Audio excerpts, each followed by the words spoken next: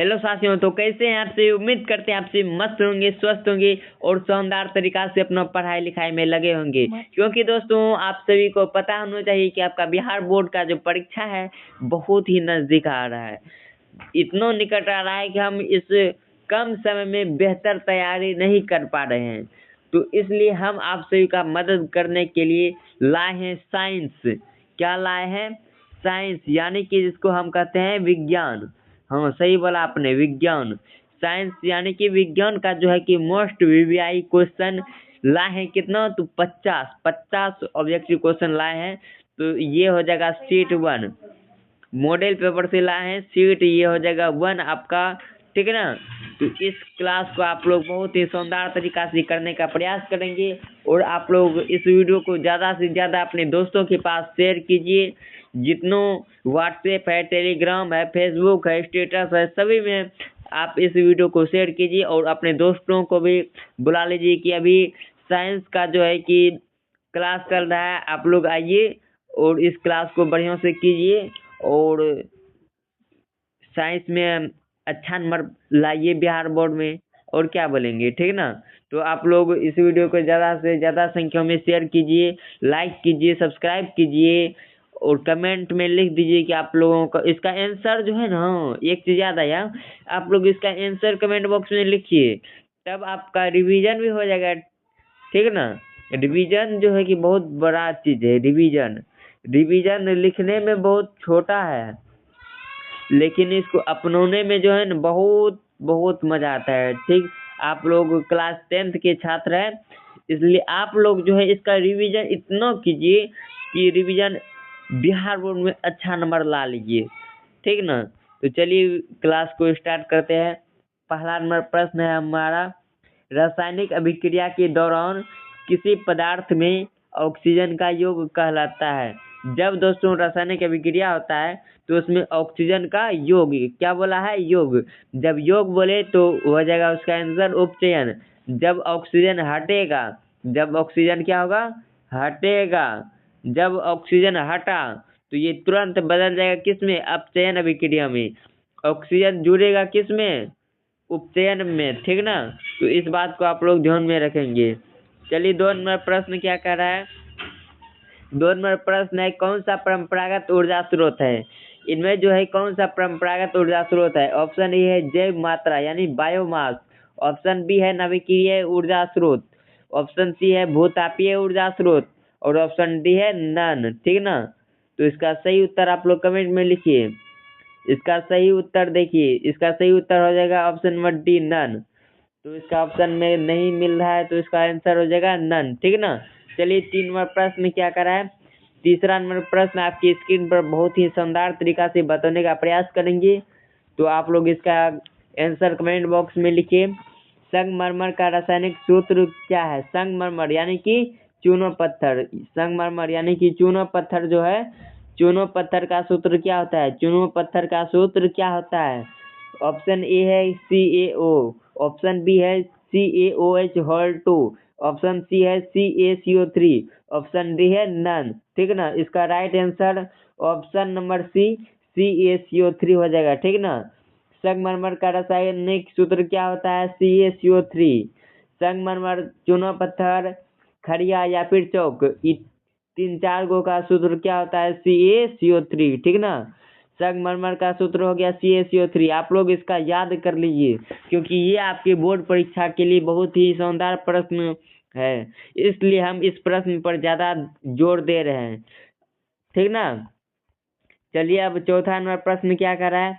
चौथा नंबर प्रश्न देखिए दोस्तों, अति भारण के समय विद्युत परिपथ में विद्युत धारा का मान क्या होता है? अति भारण, अति भारण के समय विद्युत परिपथ, ये हुआ विद्युत परिपथ मतलब विद्युत यहाँ से करंट पास होगा। जब यहाँ से करंट पास होगा तो उसमें विद्युत धारा का मान, इसमें धारा का मान क्या होगा? बढ़ेगा। अति भारण के समय क्या होता है? बहुत अधिक बढ़ जाता है। ठीक है ना? तो चलिए अब 5 नंबर प्रश्न क्या कर रहा है?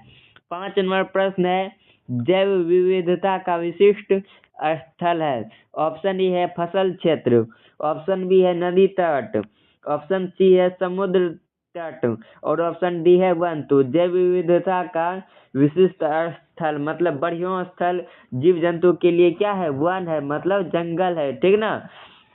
चलिए अब अगला 6 नंबर प्रश्न देखते हैं क्या कर रहा है। अगला 6 नंबर प्रश्न आपकी स्क्रीन पर आ गया है। आप लोग इसका कमेंट में उत्तर देने में सहयोग कीजिए, ठीक ना। वायुमंडल में प्रकाश का कौन सा रंग यानी कि वर्ण?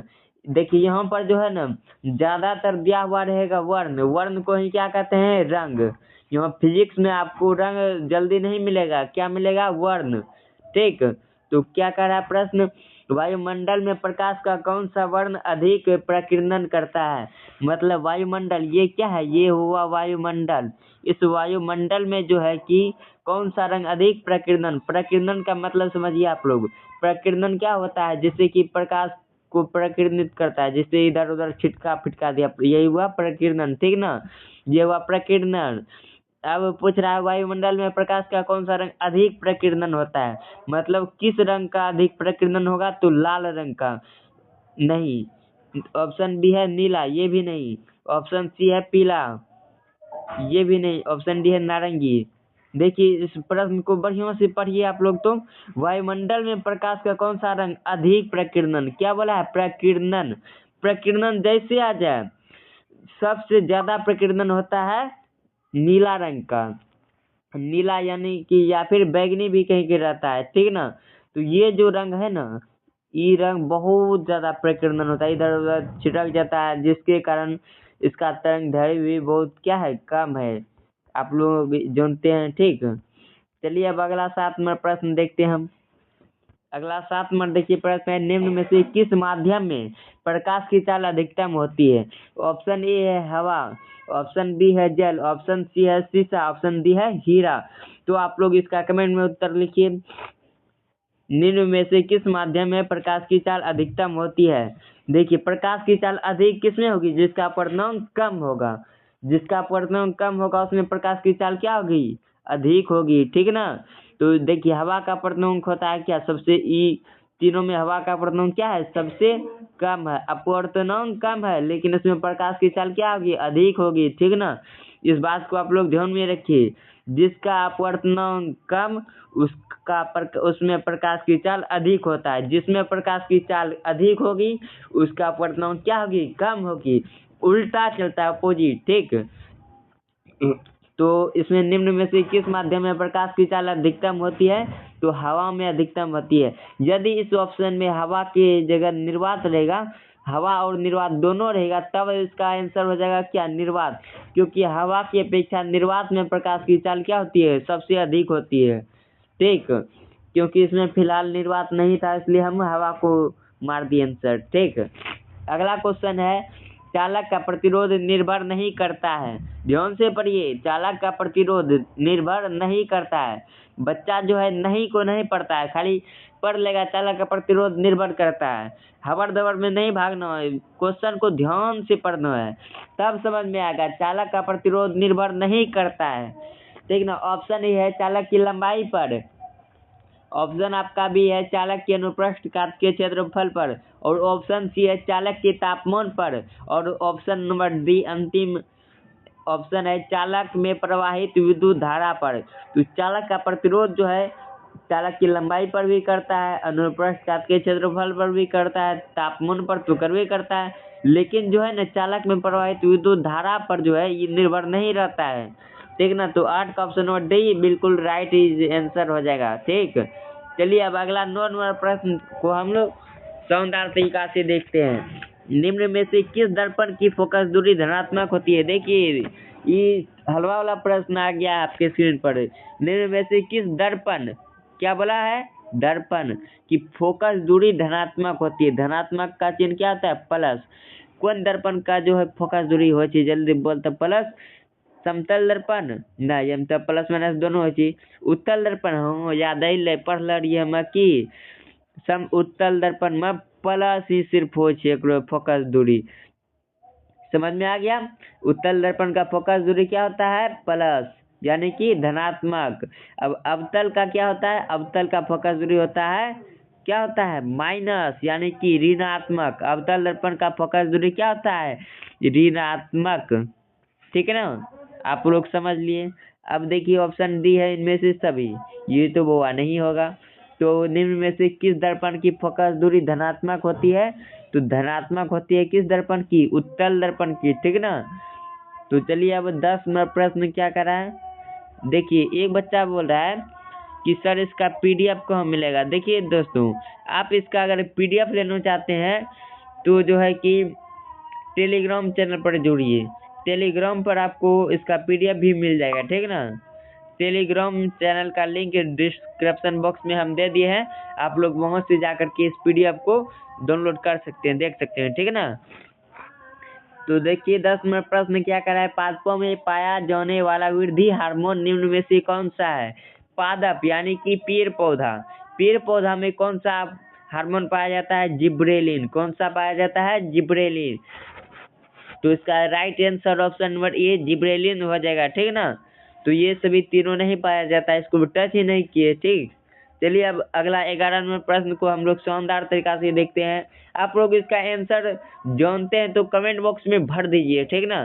कमेंट बॉक्स में लिखिए, हम आपका कमेंट भी पढ़ देंगे, ठीक ना। देखिए 11 नंबर प्रश्न है आपकी स्क्रीन पर, निम्न में से कौन सा उप धातु, क्या पूछा है? उप धातु Zn, Zn जिंक, ये तो नहीं है उप धातु, ये क्या है? जस्ता या जिंक, ये तो गलत हो गया। सी है कैल्शियम, कैल्शियम है न। जी ई गैलियम, ओ गैलियम उप धातु था, तो इसका इसलिए इसका सही उत्तर क्या हो जाएगा? गैलियम, जी ई, ठीक ना। तो इसका सही उत्तर हो जाएगा ऑप्शन नंबर सी। चलिए अब 12 नंबर प्रश्न को देखते हैं। 12 नंबर देखिए दोस्तों, प्रश्न है सामान्य अनुशीतलन रक्तदाब होता है। सामान्य मतलब सबसे नीचा जो है कि रक्तदाब कितना होता है? 80 mm होता है। कितना? 80 mm। एम हो गया mm, यानी कि मिलीमीटर, ठीक। समझ में आ गया आपको। अब देखिए 13 नंबर प्रश्न क्या कर रहा है। 13 नंबर प्रश्न आपकी स्क्रीन पर आ गया है। देखिए आप लोग इसको सेटअप थोड़ा सा करने दीजिए। हाँ हो गया, ठीक ना। विभक्त वलय का उपयोग किस उपकरण में किया जाता है? विभक्त वलय बोला है, वलय, वलय का उपयोग किस में करते हैं? तो उसको उपयोग करते हैं विद्युत मोटर, विद्युत मोटर में जो है ना इसका उपयोग करते हैं विभक्त वलय का उपयोग। तो इसलिए इसका राइट आंसर ऑप्शन नंबर ए हो जाएगा, विद्युत मोटर, ठीक। तो चलिए अब 14 नंबर प्रश्न क्या कर रहा है। 14 नंबर देखिए प्रश्न है विद्युत आवेश का एसआई मात्रक क्या है? विद्युत आवेश का एसआई मात्रक क्या होता है? कूलम होता है। विद्युत आवेश का एसआई मात्रक क्या होता है? कूलम। अब बताइए वोल्ट किसका एसआई मात्रक है? विभवांतर का। वोल्ट किसका एसआई मात्रक है? विभवांतर का। विभवांतर का एसआई मात्रक क्या होता है? वोल्ट। अब ओम किसका एसआई मात्रक है? प्रतिरोध। प्रतिरोध का एसआई मात्रक क्या हो जाएगा? ओम। प्रतिरोध का एसआई मात्रक ओम, ठीक ना। आप लोग समझ गए। अब एम्पियर किसका एसआई मात्रक है? तो विद्युत धारा का। विद्युत धारा का एसआई मात्रक क्या हो जाएगा? एम्पियर। क्या हो जाएगा? एम्पियर, ठीक ना। आप लोग इसको समझिए। विभवांतर का एसआई मात्रक क्या हुआ? वोल्ट। प्रतिरोध का एसआई मात्रक हो जाएगा ओम। विद्युत धारा का एसआई मात्रक क्या हो जाएगा? एम्पियर। विद्युत धारा का एसआई मात्रक क्या हो जाएगा? एम्पियर। और विद्युत आवेश का एसआई मात्रक क्या हो जाएगा? कूलम। विद्युत आवेश का एसआई मात्रक क्या हो जाएगा? कूलम। आप लोग इसका स्क्रीनशॉट खींच के लिख लीजिए, ठीक ना। क्योंकि ये इसको हम कह ही नहीं सकते हैं क्या है, क्योंकि इसमें से 4 गो में से पक्का 1 से 2 नंबर आपका कंप्लीट आएगा ही आएगा, ठीक ना। बिहार बोर्ड में हम लिख करके दे देंगे इसमें से प्रश्न आएगा आएगा, ठीक ना। तो आप लोग इसका स्क्रीनशॉट खींच लीजिए तत्काल। चलिए हम उम्मीद करते हैं कि आप सभी इसका स्क्रीनशॉट खींच लिए होंगे, ठीक ना। और आप लोग कॉपी में लिख लीजिए इसको, क्योंकि ये आपके बोर्ड परीक्षा में बहुत ही कम होने वाला प्रश्न है। लाजवाब प्रश्न था वो वाला। देखिए 15 नंबर प्रश्न है हमारा, हमारा शरीर किस परास के बीच कार्य करता है? हमारा जो शरीर है ना वो 7 से जो है कि 7.8 के बीच में कार्य करता है, यानी क्षारीय। इसका पीएच मान क्षार होता है, ठीक ना। अम्ल का पीएच मान कितना होता है? 7.0 से 7 से कम होता है। अम्ल का पीएच मूल्य कम और क्षार का पीएच मूल्य 7 से अधिक, और जिसका पीएच मूल्य 7 के बराबर है वो क्या हो जाएगा, उदासीन विलयन। ठीक, चलिए अब अगला 16 नंबर प्रश्न क्या कर रहा है, टिंडल प्रभाव प्रकाश की कौन सी घटना को प्रदर्शित करती है।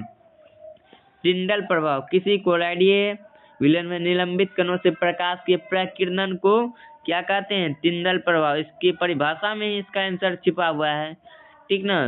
किसी कोलाइडीय विलयन में निलंबित प्रकाश के प्रकीर्णन को क्या कहते हैं, टिंडल प्रभाव। टिंडल किसका नाम है, वैज्ञानिक का, ठीक ना। टिंडल किसका नाम है, वैज्ञानिक को, उसी के अनुसार इसका नाम टिंडल प्रभाव पड़ा, उसी ने दिया था, ठीक ना। आप लोग इसको समझ गए। अब देखिए 17 नंबर प्रश्न क्या कर रहा है, निम्न में से कौन सा ओ संतृप्त हाइड्रोकार्बन है। क्या बोला, ओ संतृप्त हाइड्रोकार्बन। ऑप्शन ए है CH4, ऑप्शन बी है C2H6, ऑप्शन सी है C2H4, ऑप्शन डी है इनमें से सभी। तो 17 का ऑप्शन नंबर सी C2H4 हो जाएगा, ठीक है ना। वो संतृप्त हाइड्रोकार्बन में कौन कौन आ गया, एल्किन और एल्काइन, ठीक, एल्किन और एल्काइन आ गया, ये दोनों आ गया, ठीक। अब देखिए 18 नंबर प्रश्न क्या कर रहा है, 18 नंबर प्रश्न आपकी स्क्रीन पर आ गया है, निम्न में से कौन सा यौगिक ईंधन के रूप में इस्तेमाल किया जाता है। इनमें से कौन सा यौगिक ईंधन के रूप में इस्तेमाल किया जाता है। ऑप्शन ए है इथेनॉल, ऑप्शन बी है प्रोपेनॉल, और इसका ऑप्शन सी है इथेनाइक अम्ल, ऑप्शन डी है इनमें से सभी। तो 18 का ऑप्शन नंबर डी इनमें से सभी हो जाएगा, क्योंकि ये जो है इनमें से कौन सा यौगिक ईंधन के रूप में, ईंधन यानी जलावन के रूप में इस्तेमाल किया जाता है, इनमें से सब का जो उपयोग है जलावन के रूप में किया जाता है। तो इसका उत्तर ऑप्शन नंबर डी हो जाएगा सही। चलिए अब 19 नंबर प्रश्न, 19 नंबर प्रश्न देखिए आपके स्क्रीन पर आ गया है, आप लोग इसका आंसर दीजिए फटाफट, ठीक। देखिए 19 नंबर प्रश्न है, निम्न में से कौन आहार श्रृंखला का निर्माण करता है। ऑप्शन ए है आपका देखिए घास, गेहूं तथा आम, ऑप्शन बी है घास, बकरी तथा मानव।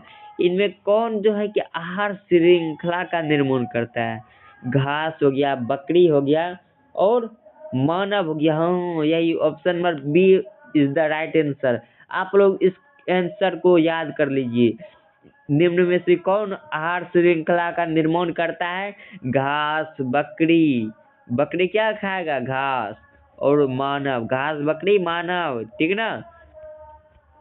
अब देखिए अगला 20 नंबर प्रश्न, 20 नंबर प्रश्न देखिए क्या कर रहा है, मानव हृदय में कोष्ठों की संख्या है, मतलब मानव का जो हृदय है, मानव के हृदय में जो है कितनों कोष्ठक या फिर चेम्बर पाया जाता है।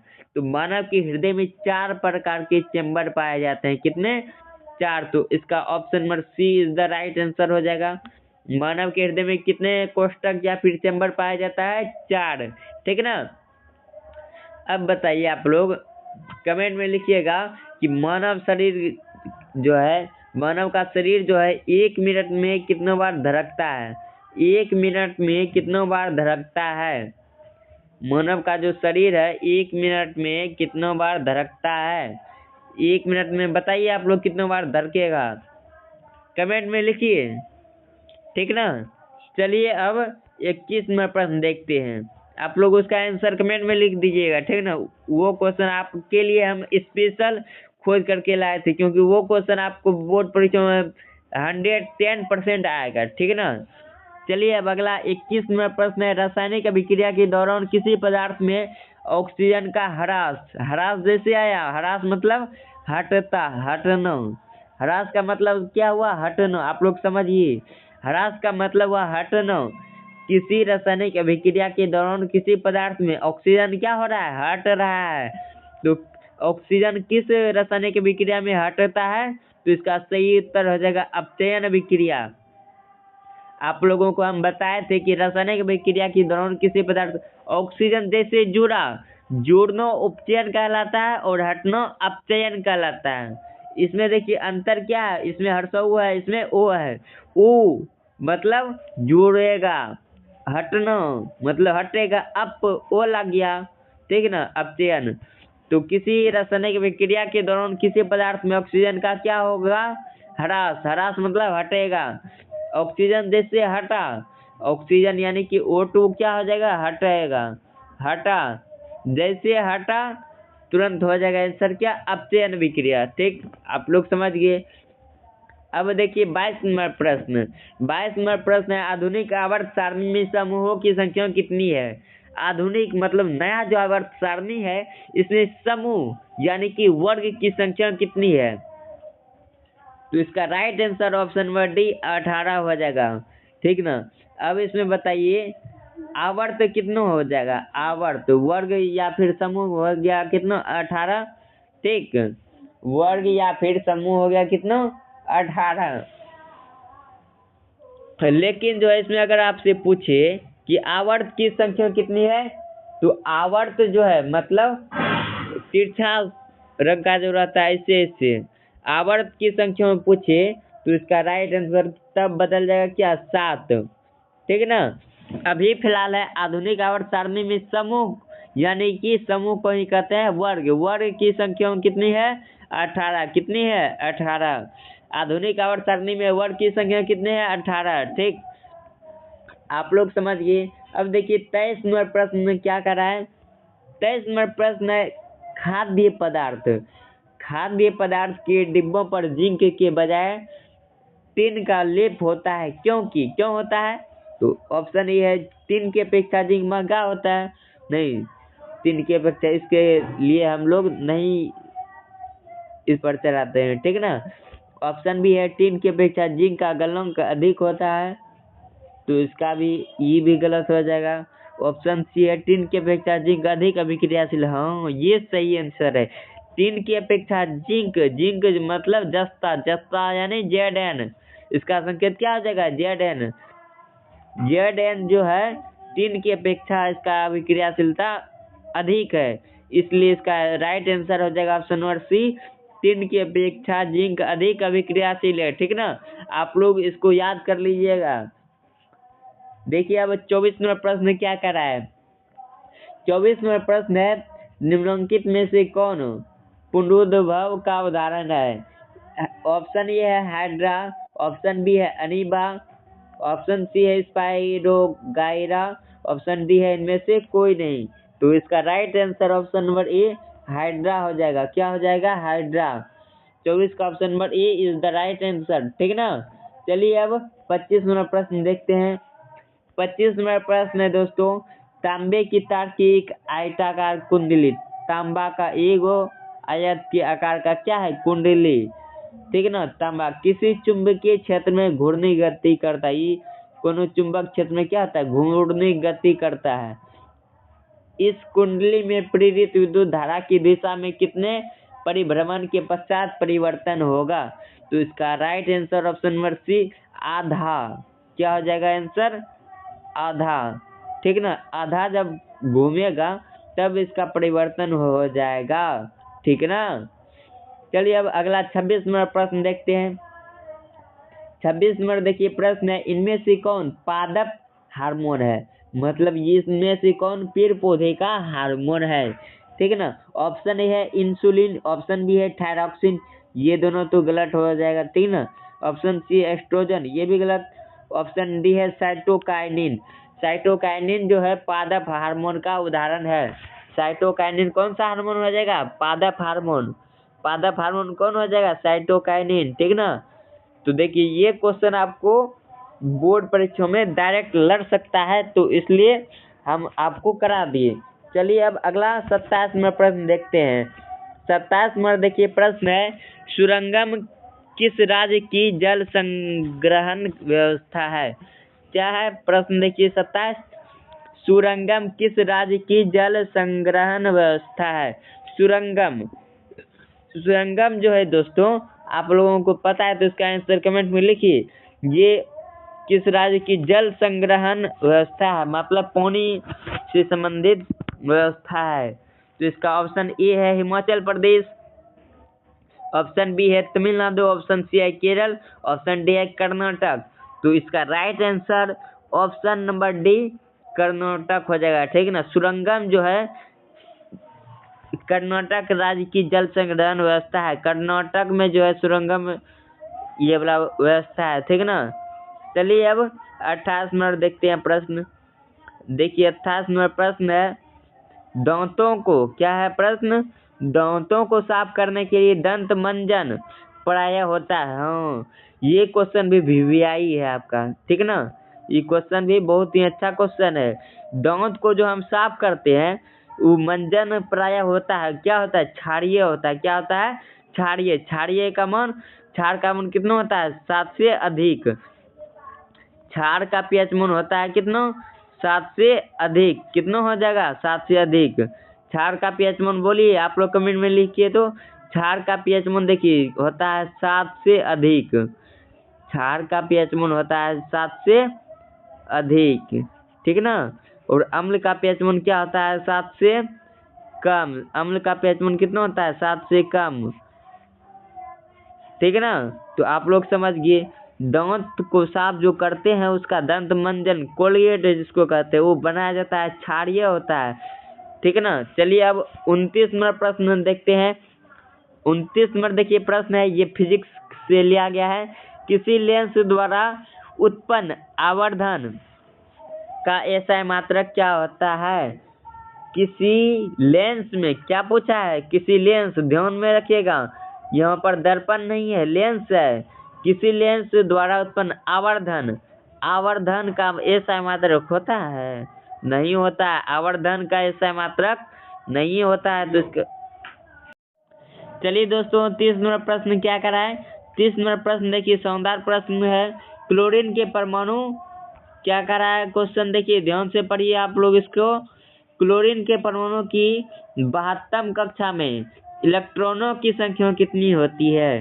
तो इसका सही उत्तर क्या हो जाएगा, आप लोग कमेंट में लिखिए।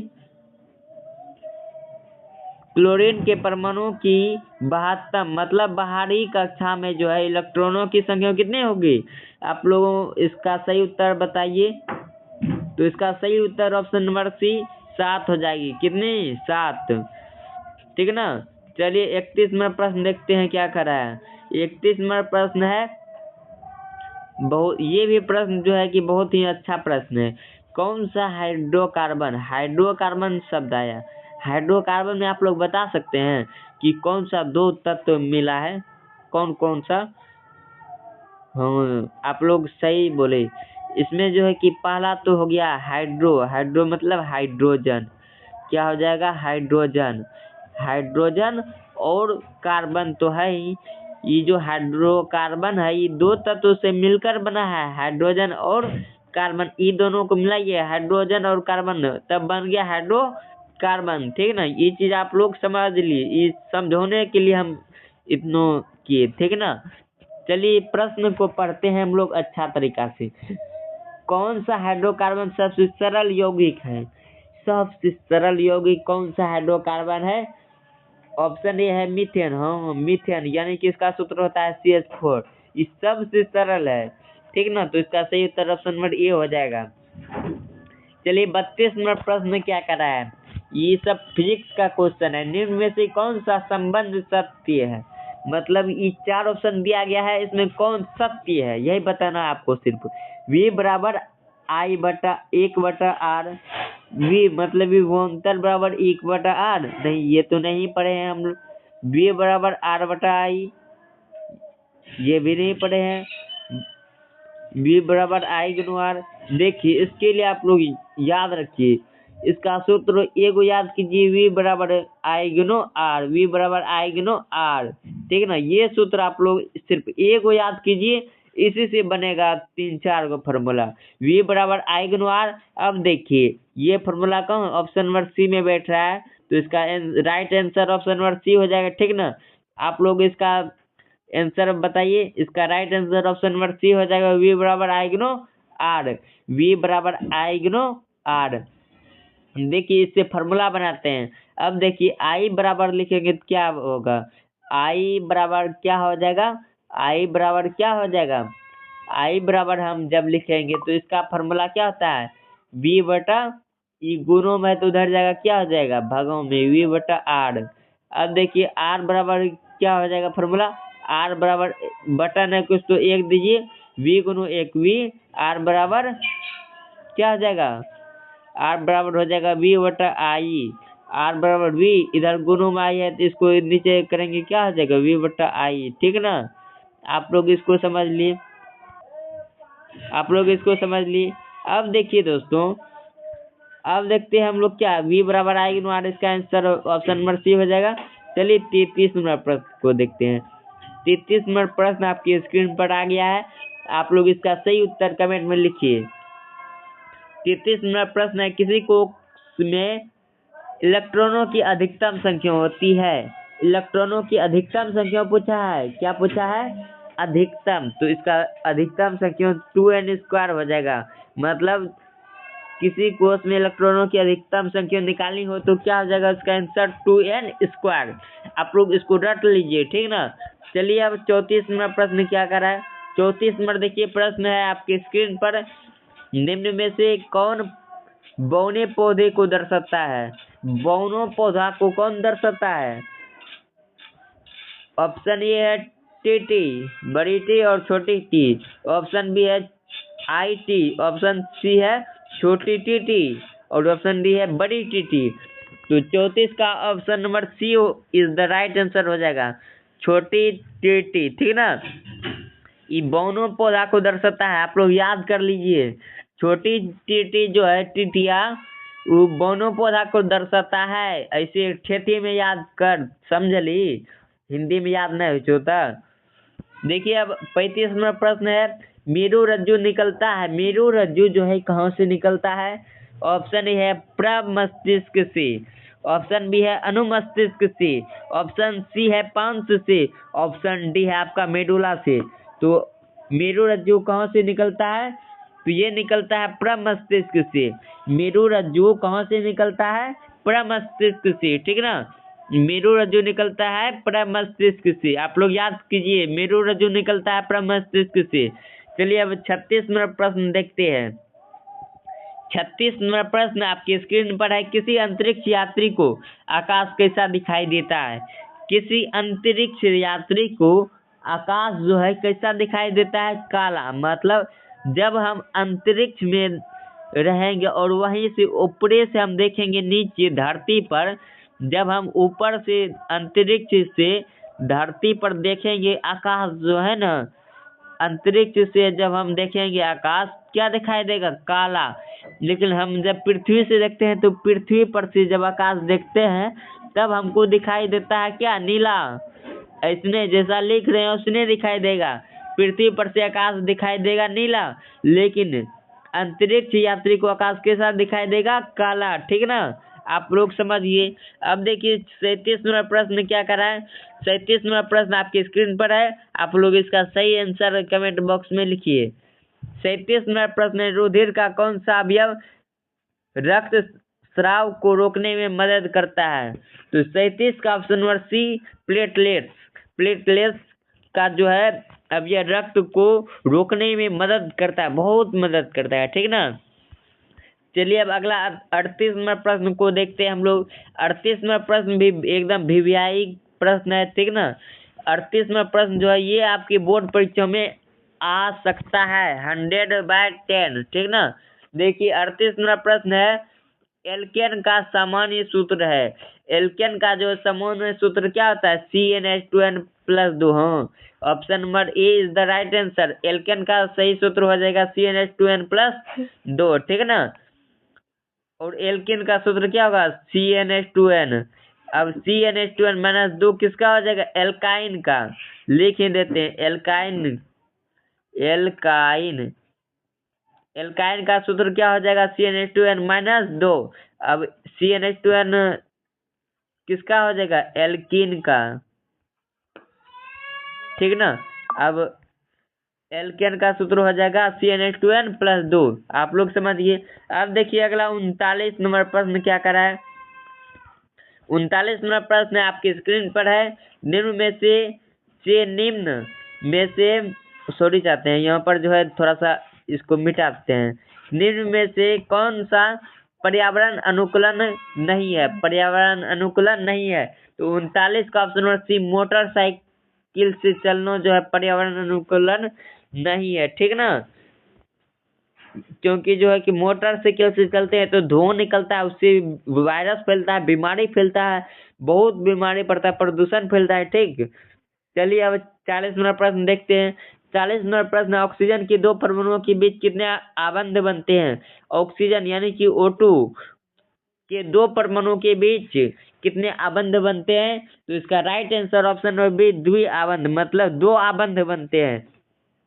ऑक्सीजन के दो परमाणुओं के बीच कितने आबंध बनते हैं? आबंध बनते हैं। ठीक है ना। चलिए 41 नंबर प्रश्न देखते हैं। 41 नंबर प्रश्न आपकी स्क्रीन पर है, आप लोग इसका सही उत्तर देने का कष्ट करें।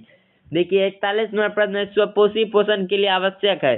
स्व मतलब खुद व खुद, अपने आप, मतलब वैसा पोषण जो हम खुद तैयार कर लेते हैं, वह स्वपोषी पोषण। ठीक ना। 41 का ऑप्शन नंबर डी हो जाएगा। स्वपोषी पोषण के लिए आवश्यक है। स्वपोषी पोषण के लिए क्या आवश्यक है? पर्णहरित यानी कि क्लोरोफिल, सूर्य का प्रकाश, कार्बन डाइऑक्साइड। ऑप्शन डी है इनमें से सभी। तो स्वपोषी पोषण के लिए सभी चीज क्या है? आवश्यक है। ठीक ना। तो इसका right answer option number D हो जाएगा। चलिए अब 42 नंबर प्रश्न को देखते हैं। 42 नंबर प्रश्न आपकी स्क्रीन पर है, आप लोग इसका आंसर दीजिए। नेत्र में प्रवेश करने वाले प्रकाश किरणों का अधिकांश अपवर्तन कहाँ होता है? इसका अधिकांश मतलब सबसे ज्यादा जो है ना अपवर्तन कहाँ पर होता है? तो दृष्टि पटल यानी कि रेटिनो, जिसको क्या कहते हैं? रेटिनो में अधिकांश अपवर्तन होता है। ठीक ना। तो इसका right answer option number D हो जाएगा। चलिए 43 नंबर प्रश्न को देखते हैं। 43 नंबर प्रश्न है, ओजोन परत किस हानिकारक विकिरण से पृथ्वी को सुरक्षा प्रदान करती है? तो 43 का ऑप्शन नंबर सी, पराबैंगनी विकिरण हो जाएगा। ठीक ना। कौन सा? पराबैंगनी विकिरण answer is the right answer. चलिए अब 44 नंबर प्रश्न देखते हैं। 44 नंबर प्रश्न है, निम्न में से कौन सा स्वच्छ ऊर्जा स्रोत है? इनमें स्वच्छ ऊर्जा स्रोत है। ऑप्शन ए है कोयला, और ऑप्शन बी है लकड़ी, ऑप्शन सी है प्राकृतिक गैस, और ऑप्शन डी है इनमें से सभी। तो इसका राइट आंसर आप लोग कमेंट में लिखिए। तो निम्न में से कौन सा स्वच्छ ऊर्जा का उदाहरण है? इसका right answer option number C, प्राकृतिक गैस। ये जो है स्वच्छ ऊर्जा का उदाहरण है। ठीक ना। स्वच्छ ऊर्जा का उदाहरण है प्राकृतिक गैस। चलिए अब 45 नंबर प्रश्न को देखते हैं। 45 नंबर प्रश्न है, निम्न में से कौन एक उभय, उभय मतलब दोनों, उभय का अर्थ क्या हुआ? दोनों। उभय शब्द का क्या अर्थ होता है? दोनों। आप लोग जान लीजिए, उभय मतलब दोनों, लिंगी मतलब लिंग, वैसा लिंग जिसमें दोनों पाया जाता है उसे उभयलिंगी जंतु, जंतु है तो जंतु कहेंगे। ऐसा कौन है? तो ऐसा जो है कि कुत्ता है, कुत्ता। 45 का आंसर बताइए आप लोग। इसका राइट आंसर जानते हैं क्या हो जाएगा? क्वेश्चन को सही से पढ़िए आप लोग, तब इसका आंसर दीजिएगा। ठीक ना।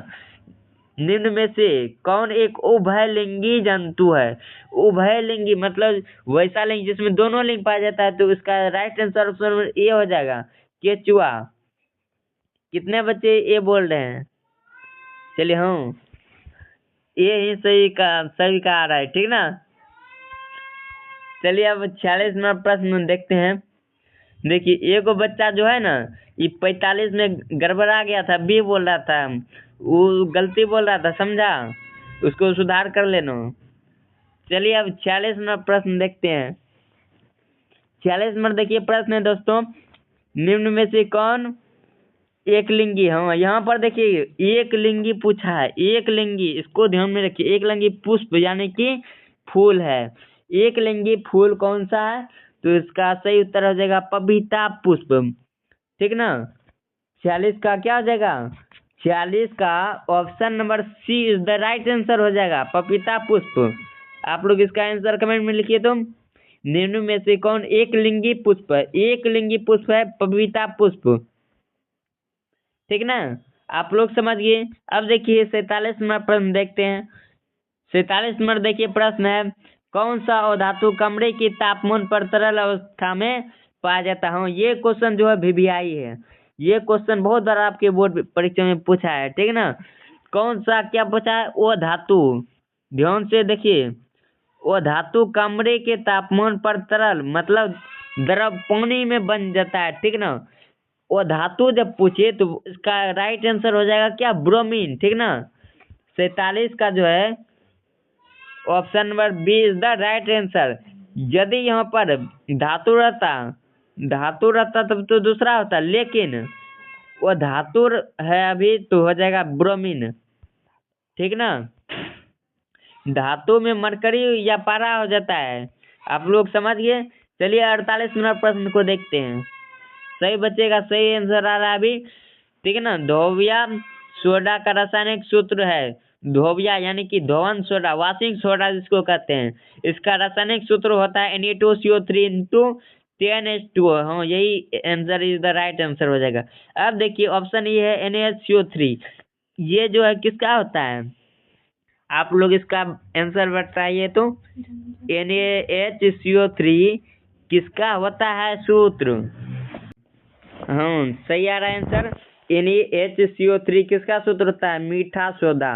किसका, मीठा सोडा का सूत्र क्या होता है, NaHCO3। अब धोबिया सोडा यानी कि जिसको कहते हैं क्या, वॉशिंग सोडा, वॉशिंग सोडा का सूत्र हो गया क्या, धोबिया सोडा का Na2CO3 × 10H2O। अब ऑप्शन सी है CaOH2, ये किसका सूत्र होता है, बुझा हुआ चूनो। किसका, बुझा हुआ चूनो का सूत्र होता है, ठीक। तो इसका राइट आंसर आप लोग समझ गए, धोवन सोडा या फिर वॉशिंग सोडा या फिर धोबिया सोडा, तीनों का सूत्र क्या गया, Na2CO3 × 10H2O, ठीक। चलिए अब अगला 49 नंबर प्रश्न को देखते हैं। 49 नंबर प्रश्न है आपके स्क्रीन पर, आप लोग इसका आंसर कमेंट में लिखिए। निम्न में से कौन सा जीवाणु जनित रोग नहीं है, निम्न में से कौन सा जीवाणु जनित रोग नहीं है। ऑप्शन ए है गोनोरिया, क्या है, ऑप्शन नंबर ए है गोनोरिया, ठीक। ऑप्शन बी है सिफिलिस, ऑप्शन सी है मस्सा और ऑप्शन डी है इनमें से सभी। तो 49 नंबर का सही आंसर हो जाएगा ऑप्शन नंबर सी, मस्सा, ठीक है ना। चलिए अब अंतिम प्रश्न यानी कि 50 नंबर प्रश्न को देखते हैं। निम्न में से किस धातु का गलनांक सबसे कम है, आप लोग इसका आंसर कमेंट में लिखिए। ये क्वेश्चन जो है आपके बोर्ड परीक्षा में आ सकता है, लिखिए कमेंट में, क्योंकि आपके बोर्ड परीक्षा का समय निर्धारित हो गया है, ठीक। निम्न में से किस धातु का गलनांक सबसे कम है, तो इसका राइट आंसर क्या हो जाएगा, 50 का option number B, Na sodium, ठीक ना। निम्न में से किस धातु का गलनांक सबसे कम है, सबसे कम इसमें से क्या है, एल्यूमिनियम, सोडियम, Cu यानी कि कॉपर, तांबा, Fe लोहा। तो इसमें सबसे क्या है, कम गलनांक सोडियम का ही है, ठीक ना। तो इसका option number B is the right answer हो जाएगा। तो दोस्तों आप सभी के लिए हम 50 VVI ऑब्जेक्टिव क्वेश्चन जो कि साइंस यानी कि विज्ञान से लाए थे। विज्ञान में क्या क्या आ गया, फिजिक्स, केमिस्ट्री, बायोलॉजी, तीनों विषय आ गया। तीनों चैप्टर से हम जो है कि सेट, ये आपका पहला क्लास हो गया, ठीक ना। आगे आप सभी का लेंगे, ये फर्स्ट सेट हुआ। आप लोग मेरा जो क्लास है अगर कर लेंगे तो विज्ञान में बहुत अच्छा नंबर ला देंगे, ठीक ना। ऑब्जेक्टिव में तो बहुत ही ज़्यादा अंक प्राप्त कर लेंगे। तो चलिए दोस्तों, आप लोगों को ये वीडियो कैसा लगा, अगर आपको यह वीडियो पसंद आया हो, बढ़िया लगा हो, तो आप लोग इसको प्लीज़ सब्सक्राइब कर लेंगे, क्योंकि बहुत मेहनत से इस वीडियो को हम तैयार किए हैं आप सभी के लिए, ठीक ना। आप सभी इस वीडियो को सब्सक्राइब कीजिए और दोस्तों को शेयर कीजिए, ताकि आपका दोस्त भी 50 क्वेश्चन का भागीदारी प्राप्त कर ले, ठीक ना। और सब्सक्राइब तो कर ही लेंगे आप लोग, हमको उम्मीद है, और लाइक भी कर दे, ताकि लाइक करने से क्या होता है, हमको थोड़ा सा जोश और जुनून बढ़ता है। जोश और जुनून बढ़ने से हम बढ़िया से करा पाते हैं, ठीक ना।